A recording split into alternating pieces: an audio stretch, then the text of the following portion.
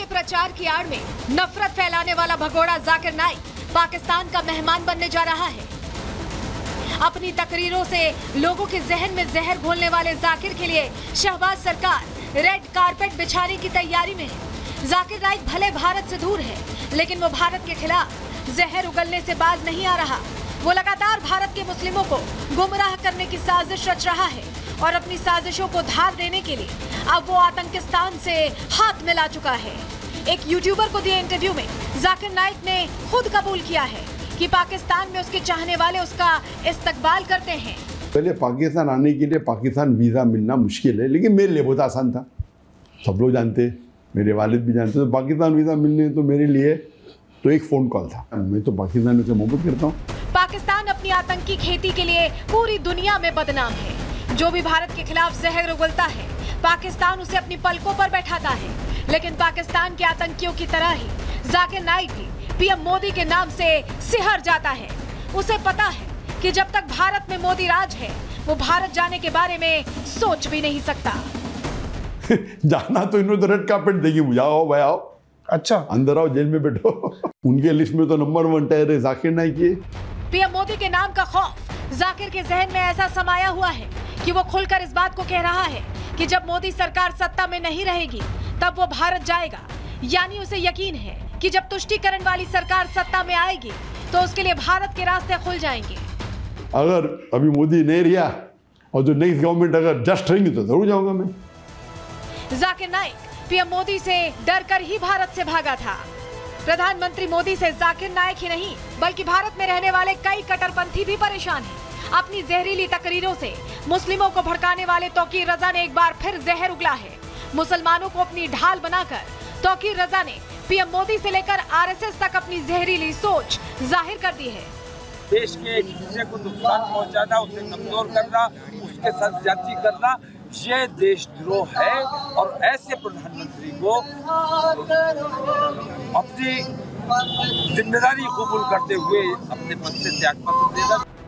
जाकिर नाइक जैसे जिहादी मानसिकता वाले आतंकी जहां भारत के बाहर से साजिश रच रहे हैं, वहीं भारत में बैठा तौकीर रजा जैसा कट्टरपंथी भारतीय मुसलमानों को बरगलाने की साजिश रच रहा है।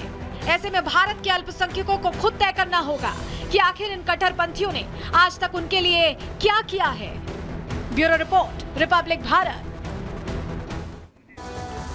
तो अल्पसंख्यकों को भड़काने की तो बहुत कोशिश होती है, लेकिन ये भारत के अल्पसंख्यकों को ही तय करना है कि उन्हें किस रास्ते पर जाना है। इस तरह के भगोड़े आतंकी जाकिर नाइक की बात सुननी है या थूक जिहाद जिस तरह से हो रहा है, यूरोइन जिहाद जो हो रहा है, रेलवे जिहाद जो हो रहा है, उसका हिस्सा बनना है या भारत की तरक्की के साथ आगे बढ़ना है, उसमें अपना योगदान देना है। ये तमाम चीज़ें जिसकी कोशिश की जा सकती है।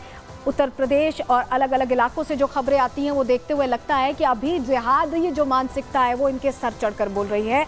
लेकिन वक्त इसी का है कि ये खुद तय करें कि इन्हें किस रास्ते को चुनना है, क्योंकि विकास का रास्ता भी है और बर्बादी का रास्ता भी है। विश्वास मानिए, ये जो बर्बादी का रास्ता है ये उस जगह पर ले जाएगा जहाँ से लौटने के लिए कोई रास्ता नहीं बचेगा। ना तरक्की रहेगी, ना परिवार रहेगा, ना अपने रहेंगे, क्योंकि ऐसों को तो अपने भी त्याग देते हैं। चलिए आगे बढ़ते हैं, अगली बड़ी खबर का रुख करते हैं, क्योंकि इस बीच बड़ी जानकारी मिल रही है। तिरुपति लड्डू विवाद को लेकर बड़ा अपडेट अब ये सामने आया है कि अब इसकी जांच को लेकर अलग अलग जगहों से सैंपल आ गया है। केंद्रीय टीम के सामने ये बड़ी खबर आपको बता रहे हैं, जहां तिरुपति लड्डू विवाद में बड़ी जानकारी मिल रही है। स्वास्थ्य मंत्रालय को 4 कंपनीज के सैंपल्स मिले, इसमें से एक कंपनी के 4 सैंपल फेल हो गए। बहुत बड़ी बात है ये, 4 सैंपल फेल हो गए हैं। इनमें से अडल्ट्रेशन का मामला सामने आ गया है। केंद्रीय स्वास्थ्य मंत्रालय की ओर से संबंधित कंपनी को नोटिस भी जारी कर दिया गया है। नोटिस में इस बात का जिक्र है कि जिन मानकों पर खाद्य पदार्थ होना चाहिए था वो मानक नहीं है। FSSAI की ओर से भी नोटिस जारी किया गया है। जी हाँ, ये बड़ी खबर आपको बता रहे हैं। देखिए, स्वास्थ्य मंत्रालय ने रिपोर्ट तलब की थी और ऐसे इसमें 4 कंपनियों के सैंपल्स यहाँ पहुंचे हैं और सैंपल में मिलावट की पुष्टि हुई है। लैब की जांच में मिलावट की पुष्टि हुई है। स्वास्थ्य मंत्रालय की तरफ से ये रिपोर्ट तलब की गई थी, सैंपल्स तलब किए गए थे और ऐसे में अब स्वास्थ्य मंत्रालय ने नोटिस जारी कर दिया है।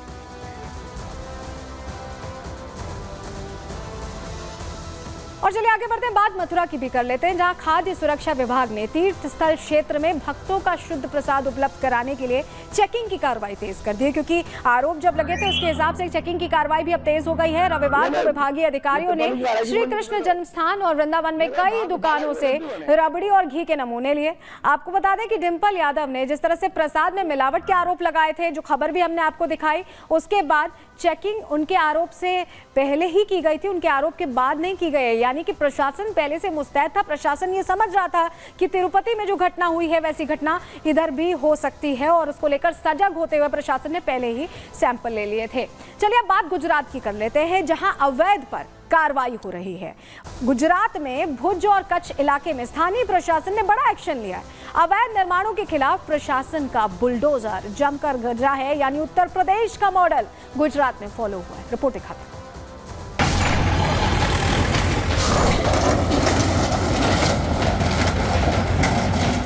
अवैध मज़ारों पर पीले पंजे का प्रहार,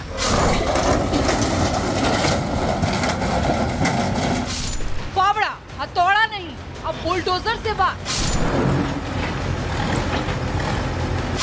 अवैध निर्माण के खिलाफ प्रशासन का डंडा जोरदार। अब और अवैध निर्माण बर्दाश्त नहीं। गुजरात में इन दिनों प्रशासन का बुलडोजर जमकर गरज रहा है, और बुलडोजर के निशाने पर है अवैध निर्माण। बीती रात भी भुज और कच्छ के इलाकों में कई अवैध दरगाह और मस्जिदों पर बुलडोजर गरजा। कई अवैध दरगाह और मजार जमींदोज कर दिए गए। इन सभी जगहों को खाली करने के लिए आदेश जारी किए गए थे, लेकिन आदेश के बावजूद लोग वहां जमे रहे। कानून व्यवस्था खराब न हो, इसके लिए कच्छ पुलिस पहले से ही मुस्तैद थी। तो अवैध के खिलाफ बड़े स्तर पर कार्रवाई गुजरात में देखी जा रही है। और इसी के साथ आज के लिए प्रहार में इतना ही। कल फिर हाजिर होंगे डिटेल रिपोर्ट के साथ। तब तक के लिए दीजिए इजाजत। नमस्कार।